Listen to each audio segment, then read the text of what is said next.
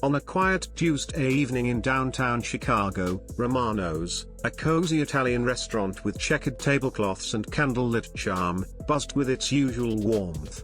Emma Martinez, 25, glided through the dining room, her worn apron tied snugly around her waist. With 3 plates balanced on one arm and a coffee pot in the other, she moved like a dancer, graceful yet unnoticed. For 2 years, she'd poured her heart into waitressing here, squirreling away every tip while her violin case gathered dust in her cramped apartment. Once, she'd played at Carnegie Hall, her fingers coaxing magic from the strings. Now, her dreams of music conservatories and symphony auditions felt like whispers from another life. But tonight, something electric hung in the air. At table 12 sat Alexander Stone, a 36-year-old tech billionaire, his tailored suit and sharp jawline screaming success. He was deep in conversation with his business partner, Marcus, oblivious to the young woman refilling their water glasses, a woman whose music had once silenced rooms. Fate, it seems, loves to weave its magic when you least expect it. Welcome to Midnight Tales, where stories of hope and heart come alive. Where are you tuning in from tonight? Emma had mastered the art of fading into the background.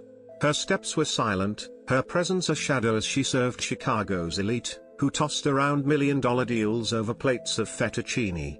Her fingers, though, betrayed her. They'd twitch across her serving tray, tracing invisible notes, muscle memory clinging to the violinist she used to be. Alexander barely noticed her as she approached his table, his focus locked on Marcus. "The numbers are solid," he said, his voice smooth, his expensive watch glinting in the candlelight. "We're projecting a 30% spike in Q1.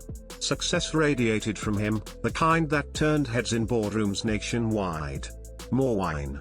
Emma asked, her voice soft, barely cutting through Marcus's distracted phone checking. "Please," he muttered, eyes glued to his screen. Then, abruptly, he stood. "Alex, I'm sorry, Sarah's in labor. The baby's early." Alexander's face softened instantly. "Go, man. Congrats. We'll wrap this up tomorrow." As Marcus rushed out, Emma caught a fleeting glimpse of something in Alexander's posture, a slight slump, a flicker of loneliness beneath the polished exterior. She'd seen it before in customers like him, people who had everything except someone to share it with. Her grandmother's words echoed in her mind, "Money can't buy what truly matters. Need me to box up your dinner?" she offered, her tone gentle. For the first time, Alexander looked at her, really looked. Her dark eyes held a quiet depth that caught him off guard. "No, I'll stay," he said, his voice softer now. "No one's waiting for me at home." Emma felt a tug of familiarity. She knew that take, the weight of solitude. "Sometimes alone isn't so bad," she said, then cringed, worried she'd crossed a line. "Sorry, I didn't mean." "No, it's okay," Alexander cut in, his smile warm, disarming. "You're right.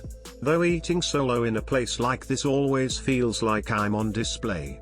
"Trust me, no one's watching," Emma replied with a small laugh. "They're too caught up in their own worlds." There was something in her voice, wisdom beyond her years, a quiet resilience, that sparked his curiosity. As she cleared Marcus's untouched plate, he noticed the grace in her movements, the way her hands handled each item with care, like they were made for something more. "You know," he said on impulse, "you don't strike me as someone meant to blend in." Emma froze, her hand hovering over a wine glass. A flicker of something, pain, maybe hope, crossed her face before she masked it with a polite smile. "We all play our parts, don't we?" she said, her voice barely above a whisper, and slipped away before he could press further. Alexander watched her go, a strange feeling settling in his chest, like he'd just brushed against something vital and let it slip through his fingers. As the night wore on, Romano's grew quieter, the clink of glasses fading. Emma noticed Alexander lingering at his table, taking calls, staring out the window at the city's glow. She'd refilled his coffee twice and slid a slice of tiramisu his way, unasked, with a playful, "On the house for lone wolves." He'd grinned, a boyish charm breaking through. You don't have to pity me. I don't, she shot back. I just know what it's like to dine alone. Now, as she wiped down nearby tables, she overheard him on another call, his tone sharp. No, that's not what we agreed on. The timeline was clear. He rubbed his temples, exhaustion etching lines into his face. When he hung up, she approached with fresh coffee. Rough night? She asked. Alexander gave a hollow laugh. Rough year. Sometimes I wonder what it's all for, the deals, the numbers. What's the point if there's no one to share it with? Emma paused, the coffee pot still in her hand. What about family? His gaze dropped. Parents died when I was young. Built my empire from scratch, but somewhere along the way, I forgot to build a life. He looked at her, searching. You. Family. Dreams. The question hit Emma like a gust of cold wind. Dreams. She hadn't spoken of them in years. I had dreams once, she said, her voice barely audible. Her fingers brushed the tiny violin pendant hidden under her uniform. Music? Alexander leaned forward, intrigued. You're a musician. Pain flashed across her face, raw and unguarded. I was. A long time ago. What happened? She hesitated, the words heavy. Life. My parents died in a car accident 3 years ago. Left me with debt and my violin.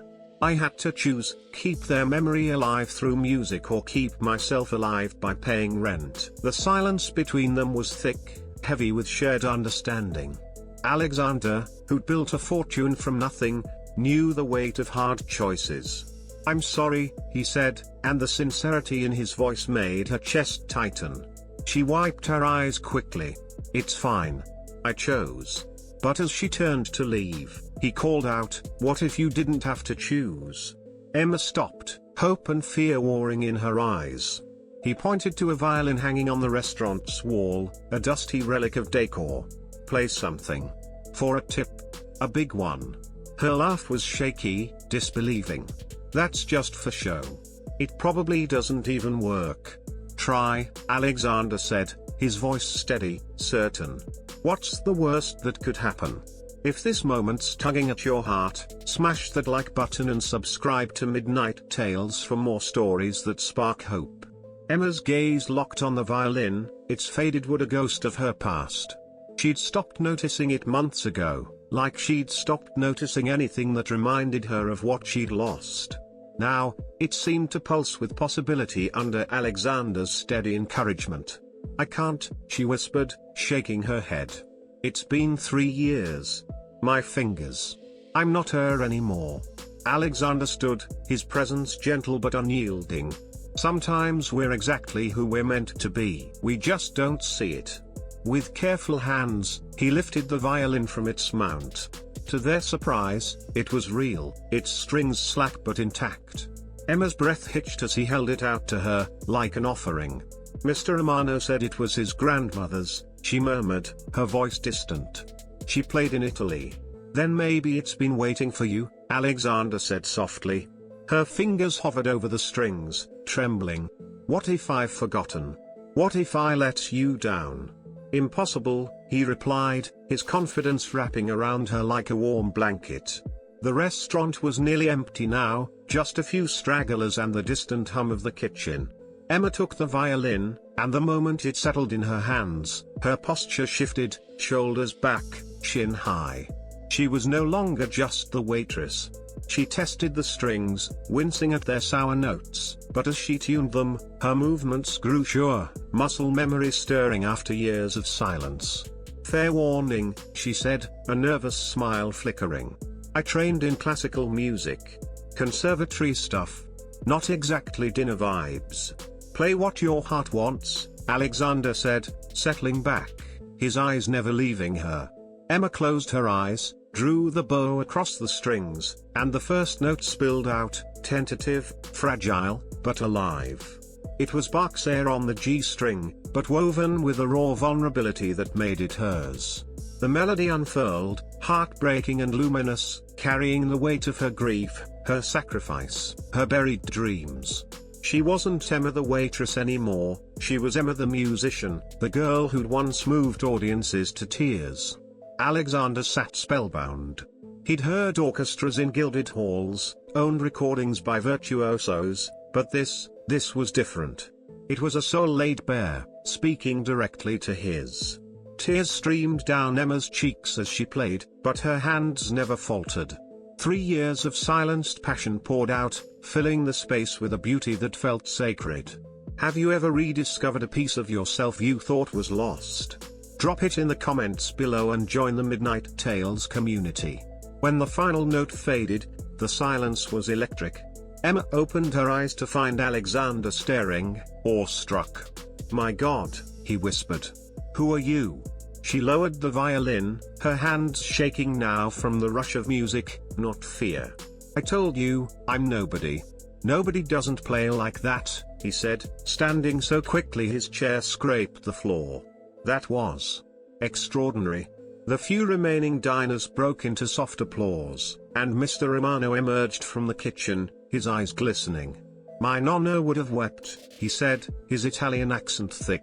"She always said her violin was waiting for the right soul to wake it." Emma set the instrument down, overwhelmed. Playing had felt like coming home, like breathing after years underwater. But reality loomed. "Thank you," she said to Alexander, her voice thick. "I needed that more than you know. But I should get back to work." "Wait," he said, his mind racing. "You can't play like that and just serve coffee. That's not right." Her smile was bittersweet. "Dreams are expensive, Mr. Stone. Rent isn't. The music world's brutal, and I'm 3 years behind." But Alexander was already on his phone, typing furiously. "What if you weren't behind? I know people, Chicago Symphony, Lyric Opera, patrons who fund young artists." "Please," Emma said, placing a hand over his phone, her voice soft but firm. "I can't handle hope right now. It broke me once."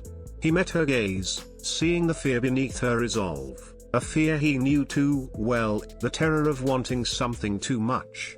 "What if it's not about hope?" he asked. "What if it's about what you deserve?" His phone buzzed, and the caller ID made him sit up. Margaret Chen, director of the Chicago Symphony's Youth Development Program, a contact from his years of philanthropy. "I have to take this," he told Emma. "Don't go anywhere." As he stepped away, Emma sank into a chair, touching the violin strings lightly, marveling at how natural it had felt. Mr. Romano brought 2 espressos.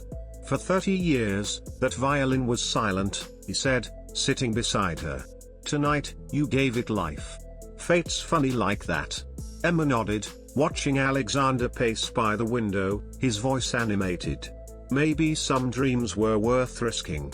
When he returned, his expression was unreadable, excitement laced with something deeper.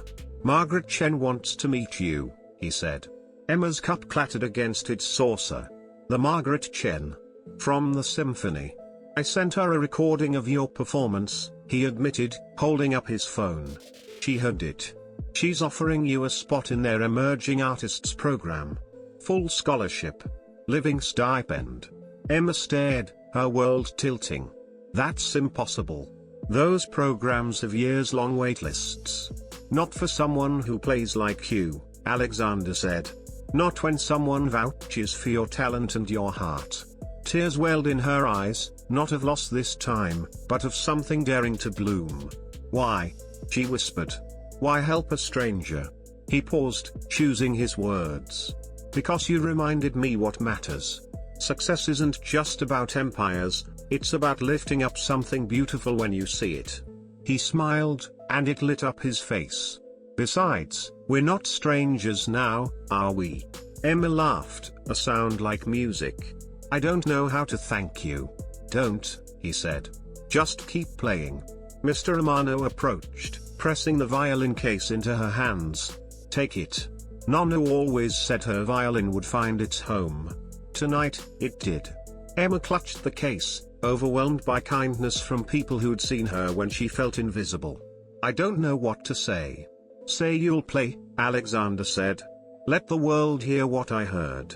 I will, she vowed, and for the first time in years, she believed it. As they left Romano's, Emma with her violin and Alexander with a newfound lightness, neither could have guessed how this moment would spark a friendship that transformed them both. Alexander became her biggest supporter, front row at every concert as she rebuilt her career. Emma's music reminded him that the best investments aren't always measured in wealth. 6 months later, at her Chicago Symphony debut, she dedicated her performance to the stranger who believed in my dreams when I'd forgotten how. Alexander, tears in his eyes, understood completely.